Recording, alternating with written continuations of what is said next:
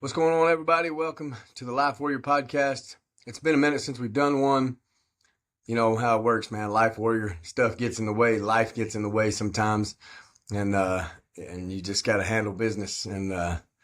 So that's what we've been doing. So we've been a little bit absent, but it's all good. We've been able to kind of line out some podcasts. This being one of them.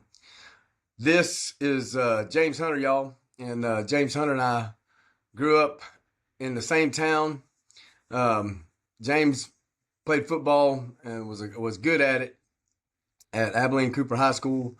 And after Abilene Cooper, I knew you'd gone and played football at Abilene Christian. But that was pretty much the extent of it. But James had an impact on me and a bunch of other people throughout high school. James was, I didn't know James's story. If you knew James, you wouldn't have known his story either unless he told you. Because you're going to hear coming from where he came from and what he's been through.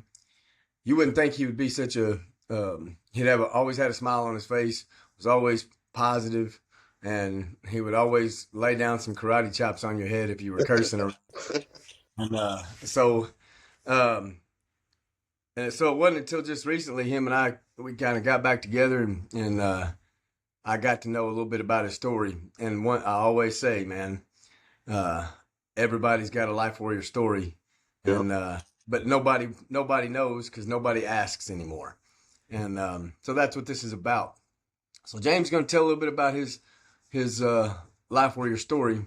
And like I always say on these, it's not the conflict and struggle that he's been through. It's important, but when you hear what he's doing now, what he's been doing in his life, you'll see how they intertwine and why he is how he is and how he does what he does right now. So that's the important part. So man, it's been a while, James. It's been Too long. man. You graduated 87. Yes, sir. Yeah, so I graduated a year after. So from there, Abilene, Texas, man, tell people a little bit about yourself and a little bit about your life or your story. All right. Well, I was the only one in my family born in Kansas City, Missouri. All of my siblings were born in Haskell, Abilene, or Dallas. That was something we had in common. I didn't know either. Haskell. Yeah. Small world. Yep. Yes, I was born in Kansas City, Missouri.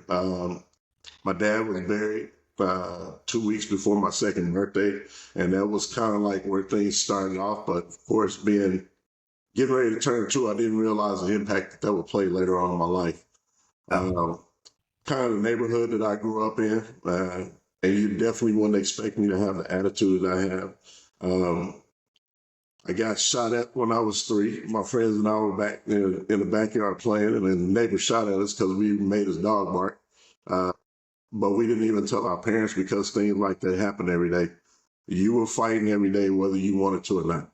And it was just that kind of dysfunction. My mom moved us from there because when I hit around 6 years old, we started finding a lot of dead bodies in the neighborhood. So she got us back here to Texas, and I complained the whole way, but I'm so grateful that she did what she did. Yeah. When I got here to Texas, my school career, my education, my first few years, like from first grade all the way to sixth grade, I was put in remedial classes because I was labeled as slow. So this is one of my big turning points. I had a teacher named Beverly Starnes. I still call her mom. She was a brand new teacher. Came in to Taylor and said, "Hey, let me test this kid out." And Yeah. glad she did that because that was definitely one of the turning points of my life. Wasn't slow. I was reading 4th grade levels above where I was supposed to be at. But it was just that, growing up in my household, hearing that, you're stupid, you're dumb. I was living down those expectations. And so I never really pushed myself, Yeah. you know. We talked about that off of when you were telling me the story about how important people don't understand how important words are, Yes, especially when you're young. It's yes, just like manifesting even now when you're an adult and you constantly tell yourself, I'm a failure, I'm a loser, I'm a whatever. And when you when you hear it enough, you buy into it and it becomes reality. yes. And you do self-fulfilling prophecy. Yeah. And her doing that, she was one of the first people that challenged me that, hey, you don't ever let anybody tell you what you can't do. You can do whatever you put your mind to. Um, and one of the first things she had me to do was write a book of poetry. I'm like, I can't do that. She's like, never let me hear those words come out of your mouth again. And I wrote that book. And when I left school, I gave it to her. She used that the whole time when she was teaching. And, Wow. and I would visit her from time to time wherever she was teaching at.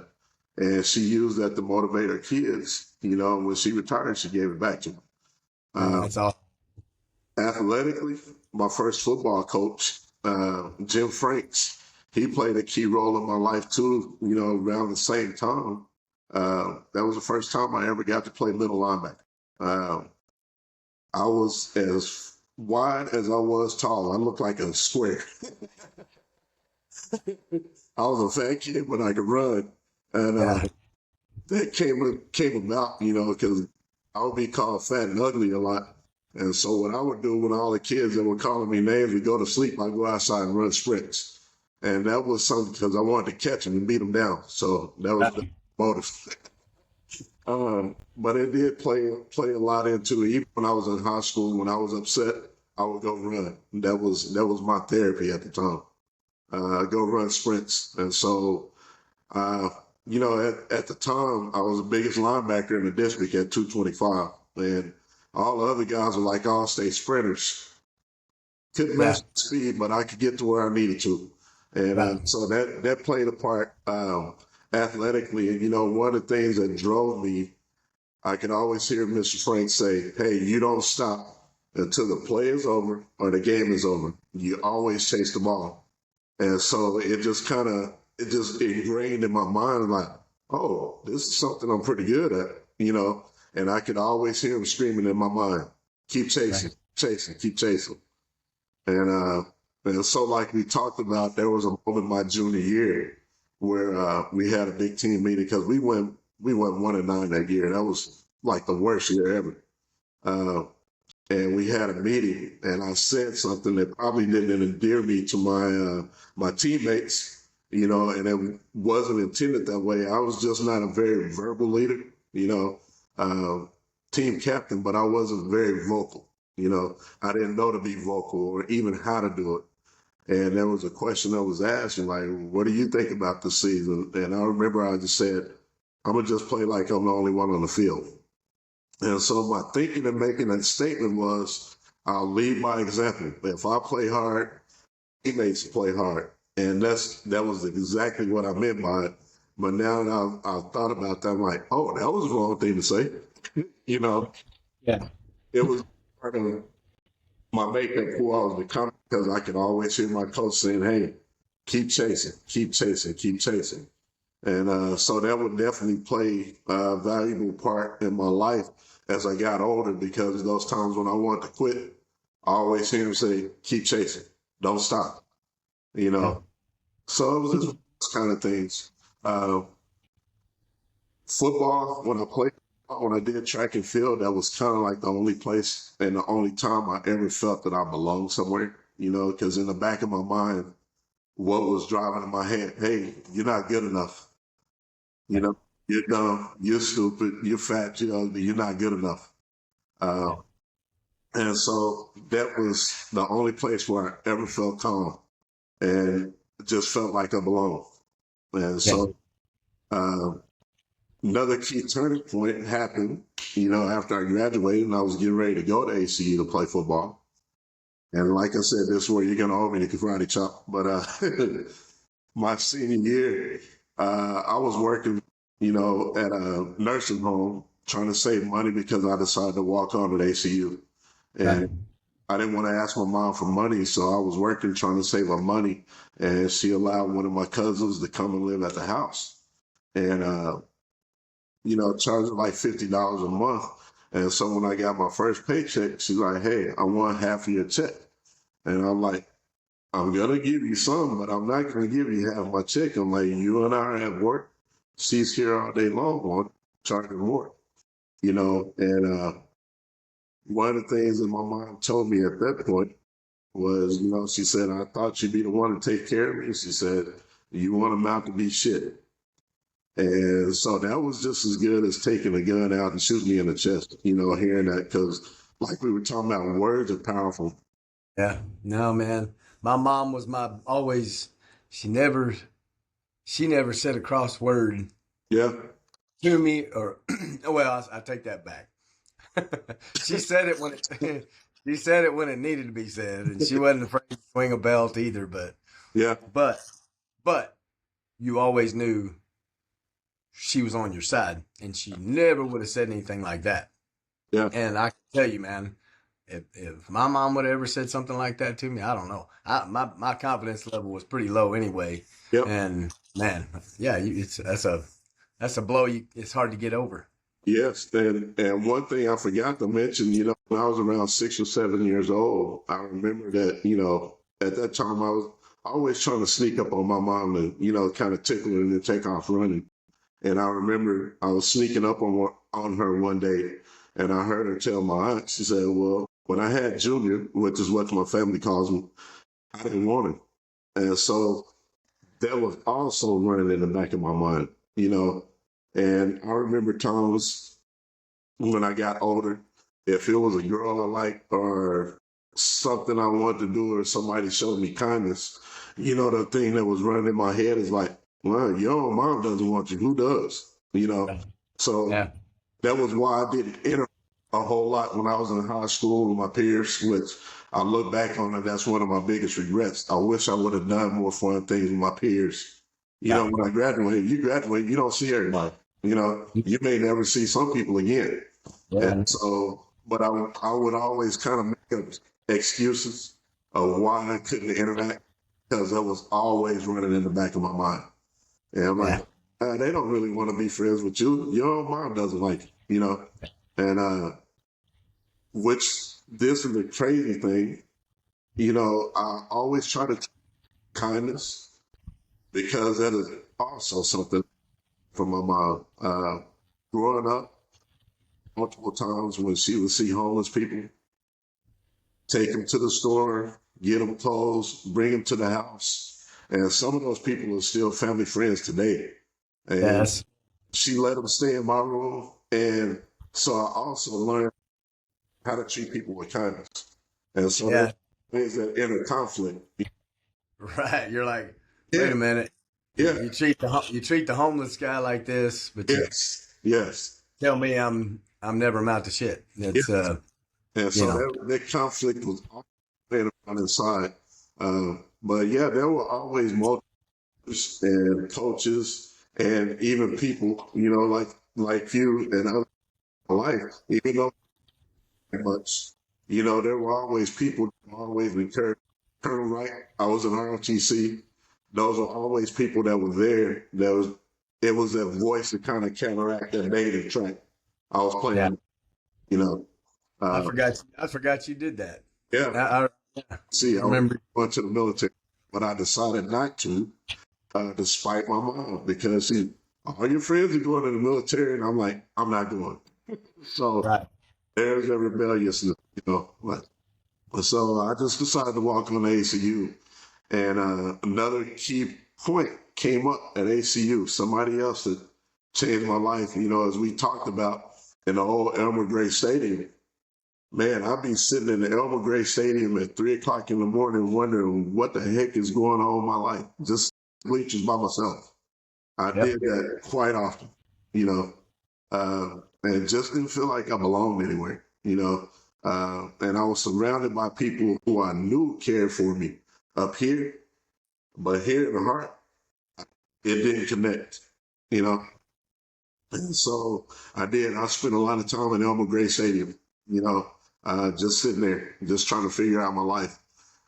Well, there was a class called a Life Learning Skills class at ACU, and Willard Tate was a professor. Yeah. I remember that first day going to class, walked up the stairs in the corner, and one of my classmates, and her name was Miriam, she had on a T-shirt that said "Free Hugs," and everybody was like, "Okay, what's going on with her?" Because she didn't say a word. She just Yeah. stood at the door, and just anybody that wanted a hug could grab one. So that first day going into class, 4 or 5 people, just kind of grabbed a hug, and man, by the end of that week, it was a line stretched out from the door downstairs and around the corner. Everybody was lining up to get a hug from her classroom because I wasn't a big hugger at that point. And that was definitely where I started to understand the power of positive touch because I really think she probably saved my life. I think we all go through darkness in our life where we're just like, man, I'm done with life. I'm tired. I'm hurting so bad. Just, screw it.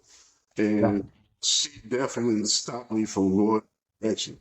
And I remember it was days that I was coming from football practice. I'm running to try to get to the door to get a hug from Marion. And I even remember one day I was running late from football practice and I ran up the stairs and I'm like, man, she's not gonna be there. She was standing outside the door at me. And the professor never counted anybody tardy. And she told me later, she said, wait for him. He's coming. Just stand outside and wait for him. And I'm telling you, man, it just transformed me from the inside. Yeah. That journey is like, hey, wait a minute. What's Yeah. going on? And yeah, she was awesome. And I saw it affect the whole campus at our freshman year because there were more people from that one hug that would do that with their classmate. Yeah. And I just kind of saw it spread over the whole. So Right. I understand the power of positive touch. Um, It's the it's one of those things that it's like the reason I do this and that I always say I do it a little bit out of selfishness yes, because I've been that road we talked about, man, that not wanting to be here anymore, uh, struggling and then coming to your senses of, man, I got my kids love me, I got responsibilities, and I'm not gonna go out like that, whatever. And so it was like that moment of understanding, like, this is what I need to be doing. This is how I change that. And so it makes you, and I'm sure, and who knows, it would be interesting to know her story, right? To go, why did you decide to do that? Were you going through something like we were going through and you thought, and did she think this is my way out too? This yeah. is my way of helping? It'd be interesting to know. She was very introverted. She didn't hardly hang around people. So I'm guessing you're probably correct. If I just had to guess, because she didn't hang around with a lot of people, she was Yeah. very shy and introverted. But then I'm like, man, how is it she's able to just give a stranger a hug, you Yeah. know? And she didn't even hardly talk. I mean, it Yeah. was the most powerful things I've ever experienced. Uh, Yeah. uh, but, there were also family church, the Hoovers, Wendell and Dale Hoover, and their son, Mark and Sheila. When I first came to Abilene, dude, I was like one of their kids. They used to take me, and especially me. My sister was 5 years older, but they used to have us everywhere. So it was really like refreshing. Hey, wait a minute, somebody does care about me. Right. And even though I knew my mom loved me, definitely felt that like, oh, she doesn't think highly of it. Uh, Um, you had those people in Abilene that kind of that showed you so, some love that you didn't know. Um, but I know from you telling me your story, you experienced some things in Abilene as well that were not the greatest. yes, sir. Yes, So, uh, and that's kind of people maybe want to hear some about that. You had some great experiences in Abilene, hugging. I mean, people yeah, were there for you, but you still went through some stuff Oh yeah, there. And yeah, and this is what I talked about at the beginning, right? That yes, sir. you would have never known. You would have never known that you went through that stuff. And so let's tell a little bit about that. Yes. So like even in high school, I remember one of the things with me, I was always really, really shy. Yeah. So when it came to asking girls out and stuff, I wasn't doing that. So like the first few football banquets and stuff that I went to, I asked some of my friends from church because they were like my sisters to go out. And uh, one of those times, I think it was my sophomore year, I asked my friend Cindy, and she was like my sister. I was never trying to date her or anything. I was just shy. And a Yeah. chick, and I remember when I got home, somebody called my phone, like, uh, saying something like Cindy loves black people or niggers, and James loves Cindy. Hung up the phone, and so I didn't let it bother me. Yeah. No, and I think that's because I had people pouring into me. Another thing that happened when I first got to Abilene, when I grew up in Kansas City, Missouri, my brothers, man, we looked like the United Nations at my house. Had a Chinese friend named Bill, a white friend named Bill, and we're living like in a black, almost ghetto area. I had a friend of my mom's, they were Hispanic, so I'm like, this is my family.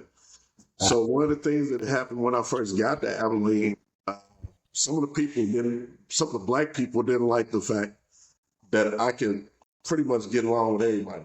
And so I would even catch from some of the people in my neighborhood because I could get along with them. I'm not trying to start crap with anybody, get along with everybody. And, yeah. oh, you trying to be white? I'm like, no, I'm just being James. Right. Yeah. Yeah, so even through, especially through my junior years, where I think I caught it from a lot of black guys a lot. Oh, you're not black, you're an Oreo, you're a zebra. I'm like, man, why is that? You know, because I'm not black enough, man. So yeah, that was one of the things I experienced. But even just people, I guess I was just unusual, uh, Yeah. and people when they see me. But oh, big black guy, he's got to be trouble. One of the situations I was telling you about when I worked at an emergency shelter, I was going in to get insurance, and when I walked in the room, there was three white guys down at the end of the table, and the one black lady, she was the only lady I knew in the room. And when I walked in, you would have got the mask and like, give me all your belongings. Just stop talking, put their head down, and I'm just kind of whispering. I'm like, that's kind of strange. And so Yeah. anyway, I started talking to her. She's like, "When are you going back to school?" And so I'm just kind of watching that at peripheral, my eye, and I'm like, "Well, I'm planning on going back to ACU." And when I said ACU, they perked up a little bit more. I said, "I'm switching majors, because I was a art major and then went PE, and I ended up in social work." And I said, well, one of my friends is helping me develop a psycho-spiritual model of development. And as soon as I said that, like, oh, you going to ACU? And I mean, Yeah. total change, say one word and it was a total change. And Yeah. so Funny. I it's mean, you're great. like here I am. I'm still the same Black James you Yeah, just saw 5 minutes ago. that's it. So, Yeah, and you say that again. It's like yeah. the power of word. The power of words. Here we are again. Like, man, you One know. word. And it changed the whole thing. And I mean, we were laughing and stuff. And I'm like, huh, that was funny. Yeah. So, yeah. So you always have it. You have the good with the bad. But one of the things that's really kept me on course is, and which I'm still working because I'm still peeling back layers. Uh, one of the things that happened to me too that I forgot to add in there. When I was 4.5, sexually abused by a babysitter. She was 19 and I was 4, and Wow. that was definitely a key thing. Man, it's funny. So I'm not sure you watched my friend Aubrey. Did you I watch his watched podcast? they finish all of And but that was one of the things that happened to him it. too, and it's like, and then you listen to some of the other podcasts that I've done, Yes, sir. And it that's where it started. Yep. And then here we are now. We all know it's happening still at a rampant high rate, and Yep. I don't get it. It makes zero sense to me how we're still here where we are with this. Yes, sir. And Man, there's a lot of shame that's wrapped up in it, especially, because when I got older, when it kind of really came in with clarity is when I got married. But I experienced that like I was 4.5 again once that memory came in. And, you think about it, played football, did track and field, not a bully, but, I can handle myself, pretty big guy. yeah, That's the shame that's wrapped in yeah, that. So you have secrets, right, those secrets make you not want to talk.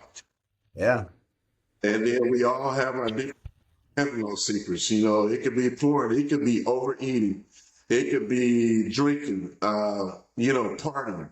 All these yep, kind of things do to put the band-aid on our soul because our soul is injured, you know. yeah, And then that changes the brain function, it's survival mode, you know. 100%. Yeah, And we do everything to try to cover it up, but shame is what keeps us from talking. A few years ago, I wouldn't have been able to tell you this right now. Uh, yeah. but I'm working with some groups, learning how to dig in there and pull out the onions, and it's a work. It's scary. It's tough, but it's one of the things that, there are more people suffering from that around us than we know. Yeah. And sound like, hey, I'm not the only one going. So, yeah, So in that sense, so you're now you're at ACU, and did you finish your undergraduate at ACU? no, sir. So this was one of the things I definitely have another regret about was, my mom, the reason why I stayed around town, my mom was a brittle diabetic. Her sugars dropped as low as 17 and all the way up to 527 Yeah, highs. And it was a constant swing. And none of my siblings went down, so I figured I would stay close. yeah, Um, so I did not. When she started getting really sick, it was a spring of '89. I quit trying to got a job to be close so I could help her. And so I never did finish. And then I went back actually in '95, played another season as an offensive tackle, and got married. And we had our son Josh, and I was taking Joshua to class with him. I'll be And, dang. and I was like, I remember getting sick the last spring too. I was bedridden for about a month. I had upper respiratory infection and intestinal flu. Got so far behind, couldn't catch up. Daycare was expensive as heck. And I took incompletes and started working, Yeah, and I know some people can pull that off, right headspace to pull that off. So I had 96 hours into my degree plan and took incompletes and started working. But the thing that happened, amazingly, was that I ended up in the social work, uh, work Betty Hardwick a couple of times, and worked at New Horizons a couple of times, and just ended up being in the human services field and really, hopefully, reaching out to people and helping them see, hey, it's a better way to do things. Uh, and so that's kind of like where my life is right now. And I'm currently at the Tarrant County MHMR facility working at a youth recovery center, where they're trying to keep young men out of the penal system. yeah. And So, and and here you are, despite, and it's to me, it would be a, I don't know, not a moment, but these are those, and you didn't even know it, and everybody makes them, but you made what I call life warrior choices throughout your lifetime, and those life warrior choices have put you where you are, and from what I can tell, it's exactly where you should be. I mean, and you knew that at a young age when you were, doing any kind of nursing home or whatever it is you were doing. Yeah. Like you already knew that that's where you needed to be. Yes, sir. And it's been amazing to see the way that my life is going, And I say God put boundaries in place for me because it could have been worse. No, it could have been way worse. But it's just like, okay, go this way, go that way. Right. And here I am working in a field where like my biggest thing is I want to make a difference. I struggle a little bit sometimes because, I'm not at this high paying job. I'm like, man, and I feel like I fail as a provider, as a dad. But then it's like when I You, you see think something, you think those are things that yes, are sir, still old school things that come back to your head? absolutely. And then Yeah. when I'm like, when I get a job, I'm like, I don't want just a job to make money. I want to make a difference. And Right. so that's kind of what guides me Right. in everything. I want to make a difference, Right. and, one of the biggest differences that I know that I need to make is, right here in my own house, uh, dealing with those issues of being abused and stuff. I'm not always as kind as I need to be, to my wife because I'm Yeah. still dealing with all this junk in my junkyard. And that's definitely an area like that has to change. Yeah. I don't want to let my junk, continue to hurt her or anybody else around me. So I got to work on myself. And like I said, they can be kind of scary. But you know what? I'm willing to do the scary stuff right now. So, Well, you have to. I mean, it's like you said, you and I had that conversation about when you used to sit at Elmer Gray, and I told you I yeah, did very, very similar thing. yeah, I don't know what it was about night. And it was always at night, and I still am that way. yeah, I feel like I have more. There's an different energy with me at night. I can think clearer. I can I yeah, don't know what it is, but I did that many nights, even at a young age. Nobody knew that. Same thing. yeah, I would go sit and think about, where my life was going, why am I, what am I doing, or, yes, you sir. know, and how bad things I thought they were, and but um, and so you carry those things with you Yes, sir. for so long, and you don't even realize that that though all those things are compounding. It's Yes, sir. just like nutrition. It's like it all adds up, Yes, sir. and then then you pile on some more stuff when you get older, and then you pile on a little more stuff when you get older, Yes, and sir. over time, and then you don't talk to nobody, Yeah, and you don't say nothing, and before you know it, it's a 2-ton weight on your shoulders that you don't feel like you can get rid of. yes, sir. And then it starts affecting everybody else around you, Yeah, and so like battery man, acid, drinking battery acid you know, and not saying anything about it that you're hurting because, just like I do, you grew up, man, you're a man, figure it out, put some yeah, ice on. We yeah, can't always just put ice on. Sometimes no, we need the help. no, And one of the hardest things for me is ask for help, you know. yeah. Oh Uh, man, yeah. I think that's a common mistake men make is that not being able to, because we are told that, yep, especially our generation and a little older. Uh, absolutely. Now I don't know. I don't know if I would say that now. I think the No, younger generation now it's completely different. I think honestly, and I know some people might not like this, but I think that a lot of people have swung, the pendulum has swung over to the other side, Yeah. and the boys and the men in our society are being feminized, and Thank you. you have to have that balance because you know my deal is like you should be able to protect your family, protect yourself when you need to. That doesn't mean you're going out looking for fights because there's always somebody bigger and better than you are. But if it comes to it and you have to do something to protect your family, you shouldn't be running away screaming, running the other direction.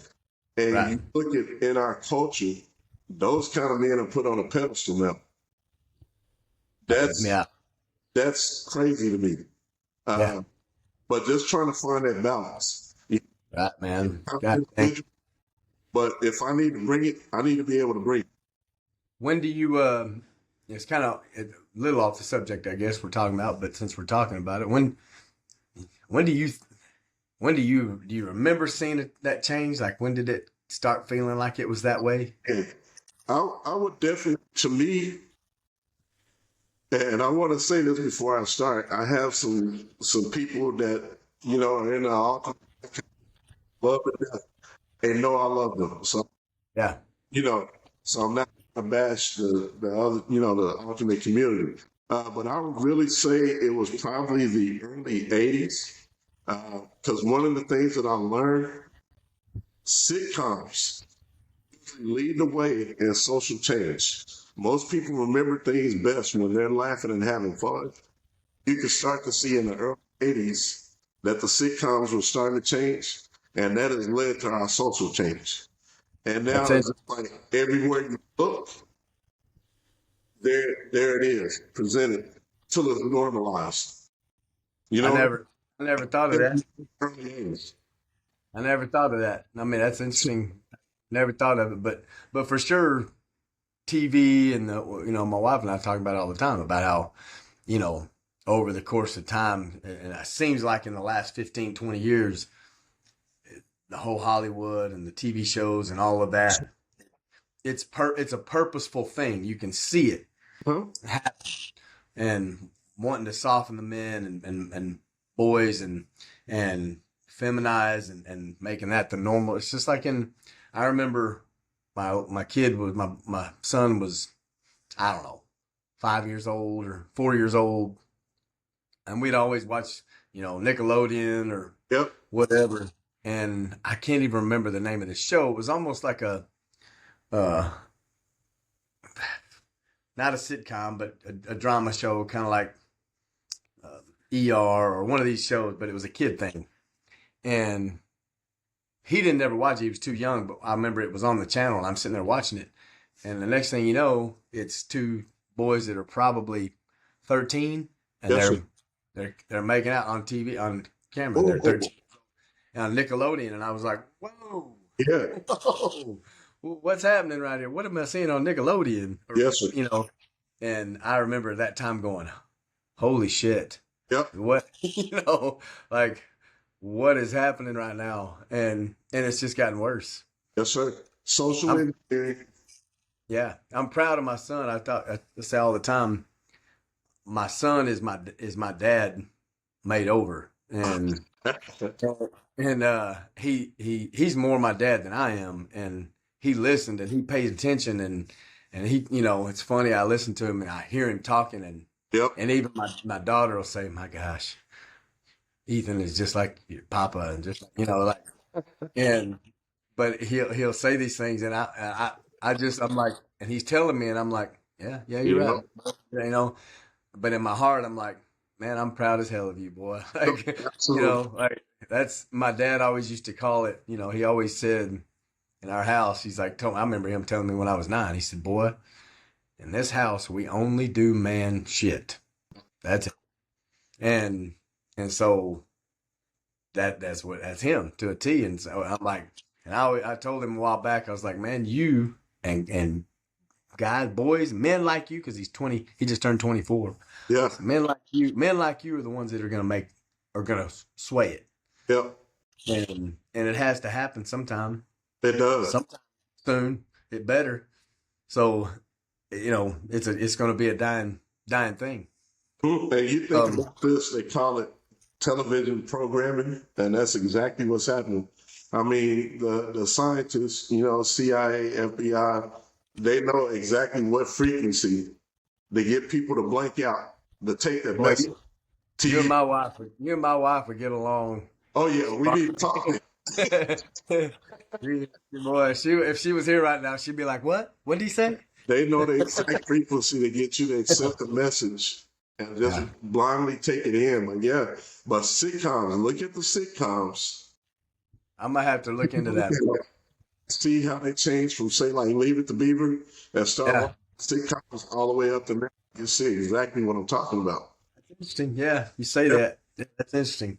Well, man, all right. So kind of got off track a little bit about your story, but it all comes full circle, right? It's Yep. human nature stuff. But so, all right, we talked about this a little bit before. Yes, sir. You're still working in the social work field. You're still trying to make a difference now for kids, keeping them out of the penal system. Yes, sir. Um, which is something helping kids is something we have in common or want to. Um, but all that being said, you had to fight through, mental battles of abuse, things you saw as a kid that were traumatic, deal with things your mom, telling you you're not going to amount to shit, Yep. um, fighting through all these things. Because I know you said you didn't even mention this, but I know there was one time you were homeless for a minute, or Yes. So my and he's my grandfather. I mean, he's not biological, but he's my father ever knew. When he and my grandmother got divorced in eighth grade, she put their house in my name because she got the house. I didn't know this. And so after my grandmother died, he remarried a lady. And I remember him having us to go to a lawyer and say, hey, let's put the house in Joshua's names for tax purposes. And so basically what he did after I signed, and another lawyer told him like, oh, they doctored this document. It made it look like I sold him the house for $10. oh my So god, after he marries this other lady, he has us kicked out. Boys are kind of like, why is Grandpa kicking us out? You thought this was our house. He had us kicked out, had and because they altered the document, lady and her kids moved in, and so that was your granddad that did that to you? yes, sir. Even the judge was mad at her when she found out what happened. She was mad, boy, and but it was a legal document. I signed. I just took them thinking, Boy, and I tell you, I was bitter. I didn't want to hang boy, with anybody. And I was living across the street from Taylor Elementary at the moment. I would go sit out there on the bleachers at nighttime. I didn't want to be around anybody. yeah. And I was bitter as all get out. And it was, Those are the things that make you want to hurt people. yes, You sir. know, Yes, it's sir. like you got those things in your head. Like I had numerous times in like, boy, right now Yeah. I want to throw it all to the wind, and I want to go take care of this whoever it was that wronged me in this way. Yes, sir. So I isolated myself a lot during that time because I was just like that. I'm like, I was a hair trigger. Like anything that's said, somebody's gonna get it. So I just Yep. kind of isolate myself a lot, which is one of the worst things you can do because I get inside my head all the time. I say, Dad, you're in the head again. Get out. Yeah. He's always reminding me of the head, but yeah, that was. Ooh, I'm glad you brought that up. That was tough. Yeah, Uh, I mean, that's another pivotal, like man, that's a yeah. another weight piled on your head. Now it's not just you. It's like for me, there were times it was just me, and I'm like, okay, it sucks, but it's just me. Huh? Now you got wife and kids involved. No. That's a whole different ball game. Now you got people to take care of, and And so it, you got here you are now, right? You got yeah. all of those things piled on top of you, and yet every day somehow you manage to keep a decently positive attitude, even in the worst times, Yes, sir. and we're able to still focus on trying to help other people. What would you say? So I always ask people, you got to have a why, and sometimes that why changes every day. Yes, Sometimes sir. it's not just one why. Sometimes you wake up today and it's just, man, today all I want to do is just survive today. Yeah, But absolutely. what would you say, even if it's two or three big whys in your life? What would you say kept you moving forward like that? And the big thing was I knew there were people that were out there hurting like I was, even if they didn't say it. My biggest why is I want to help. I don't Yeah. know. Sometimes it can be a hug, a high five, or even saying hello. Yeah. You because you never know what anybody's going through, and you might be that one person that they see. Oh, wait a minute, he was kind to me, and he didn't have to be. You Yeah. know, I want to help. That's the big thing. Uh, and I would say that is my main why I get up every morning. Because I think about when I die, what do I want people to know about me? And my Yep. biggest thing is like I want people. Hey, he wasn't always good at it, but he tried to help. He Yeah. tried to make wherever he was be a little bit brighter, a little bit better.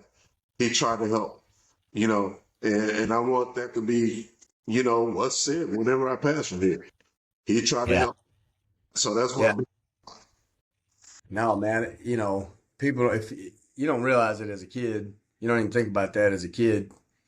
And, but I remember, in the fire department, there were guys, and that's everybody, oh, everybody loves firemen. And, but there were guys that I worked with that for, for lack of a better term, they were just giant pieces of shit. yep. They just were. And they were firefighters, yes. But in every other aspect of their life, they were just pieces of shit.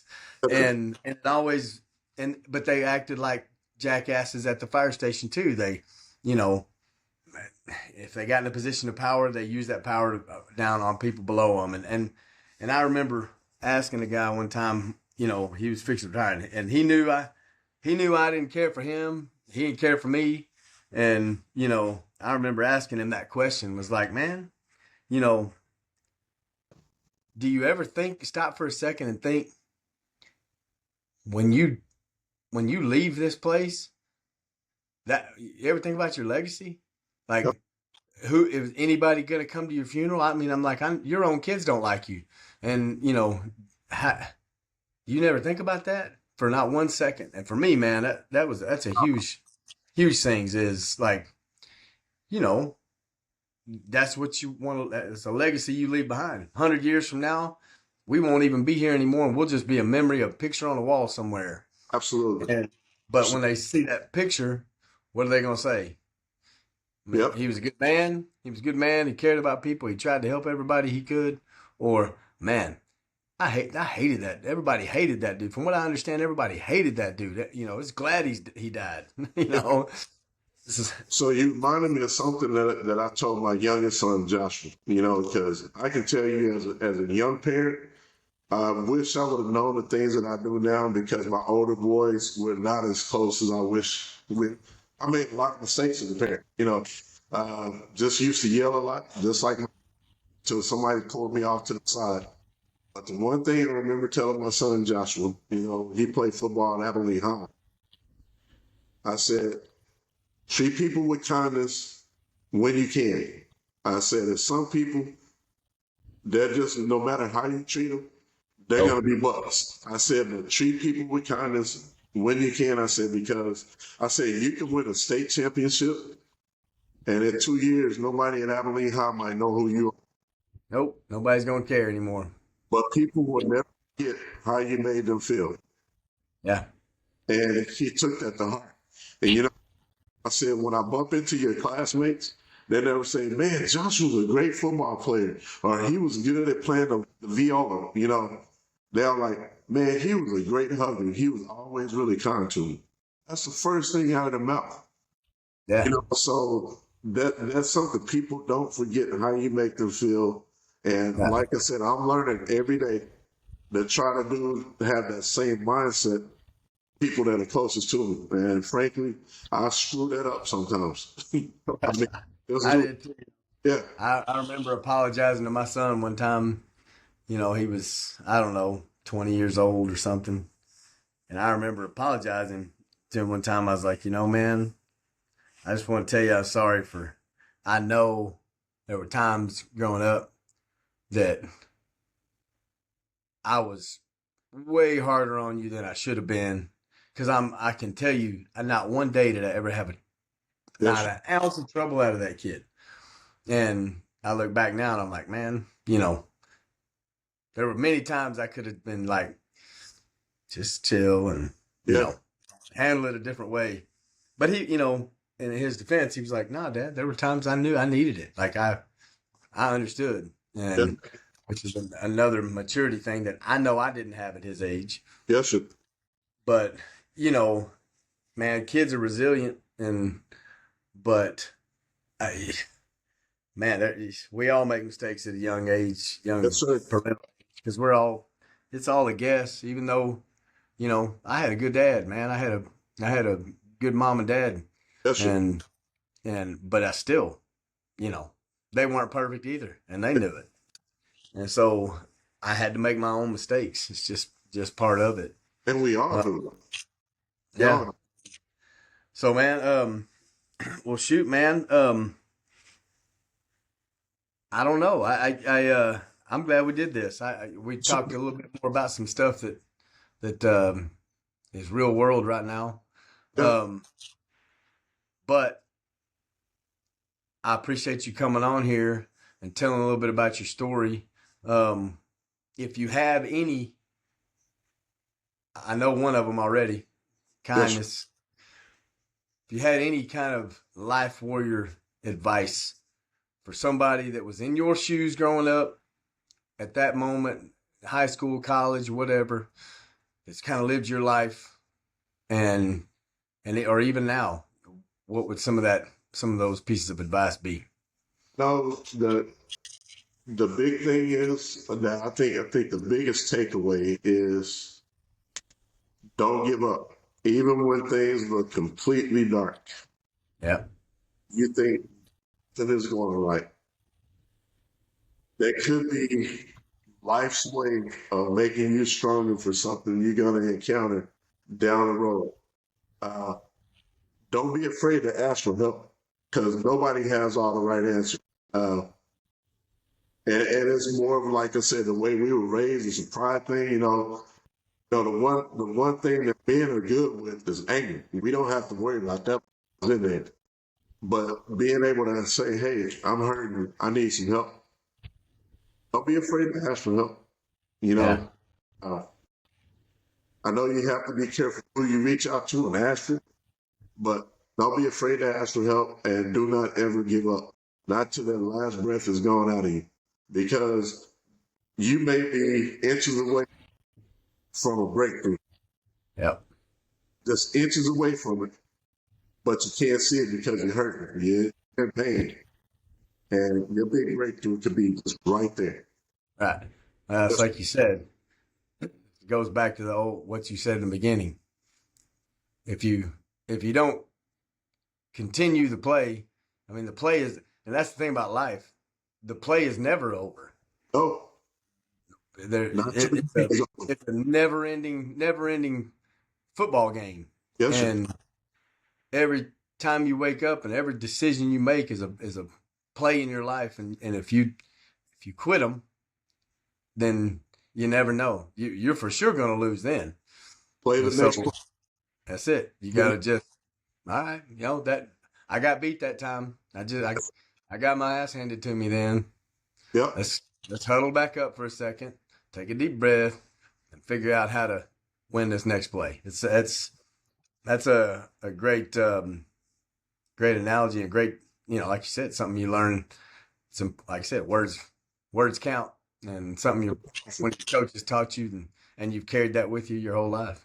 Yes, sir. That's awesome. Man, thank you for asking me to come on here and do this, man. This has been awesome. And No, I'm proud of you. I'm proud of what you're doing. And glad to be a small part of this. Definitely plan to stay in contact with you. no, man, I think, like I said, we have the same mindset, and we talked before this. I think there's some things in the work that you need to be part of when it comes to it. And so we'll get with Cliff and we'll see what we can't put together, because I think there's some good things that could come from it. Yes, sir. Anything to help kids, right? Help, yes. Yes, absolutely. Help the next man up. That's it. Well, James, man, I appreciate you coming on. Y'all, go watch the YouTube page. watch James's story. Stay tuned for more. We're gonna figure out some stuff that'll come down the road here pretty soon. But Take care of yourself. yep, pass it along to whoever. Whoever, man. Like, tell everybody, hey, go check out the Life Warrior YouTube page. The more people we get, the better. I'm already doing So, and yeah, y'all, again, social media, my TikTok stuff, my Instagram, my Facebook stuff, go on there and check that out. Also, y'all, the website has changed. We were lifewarriortexas.com. Now we are lifewarriorunited.com. like that. So, yeah, it's kind of the guy that's helping me with our branding stuff. I like that. Man, you need to go, if you want this message to go worldwide, you don't need to be stuck in Texas. You need to be united. And so I like that. So we changed that. So all of that, all my social media stuff is on that, lifewarriorunited.com. And pretty soon we'll have this 14-day thing going on where we're going to do pre-sale for Life Warrior merchandise. And all that money is going to be sunk back into the Life Warrior movement to try to make it bigger and better as fast as we can. So, James, I appreciate it. And, man, keep doing what you're doing. I'm proud of you too. You too, sir. I love you. And this is going to be great. You're helping a lot more people than you realize. I hope so, man. That's the goal. It's like I told somebody the other day, they asked me why I did it. And I said, well, since I started this thing, just from my TikTok live stuff, there's been 4 people reach out, and one of them's going to be on the podcast soon. Jake, he was a flight medic at one time, and so he saw a lot of the same things I saw, and it messed him up. And he was in that same boat of not wanting to be here no more. And he reached out to me one day, and he's like, man, I'd already made up my mind I was going to put a bullet in my head, and I saw you live one night, and you were talking about your stuff and how positive you were. And he's like, I decided to change that path. And so for me, even just one, if you keep somebody from doing it and change their path, it's a win. Yeah. So, all right, y'all. Remember, I always tell everybody, tomorrow, wake up and go do Life Warrior shit. Yes, sir. I won't tell them just like that, but I'll tell them. You can't karate chop me through the phone. All right, man. We'll talk to y'all later. Life Warriors. Peace.